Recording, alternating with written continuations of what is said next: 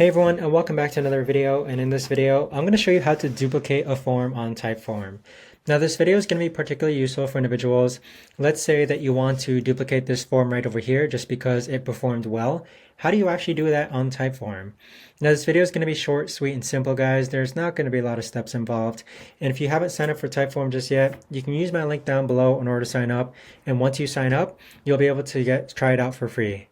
But to get started, first we're going to go into Typeform, and then the next thing that we're going to do is that we're going to click on these three dots next to the form that you want to go ahead and duplicate, and then you're going to scroll down to where it says duplicate. Okay, so you might need to scroll down a bit before you see this toggle button option, but once you click on duplicate, you can see that a new form has been duplicated that's similar to your previous form.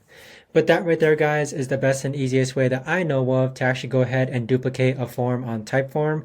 If you guys know of a better or easier way to actually do this, let me know in the comments down below.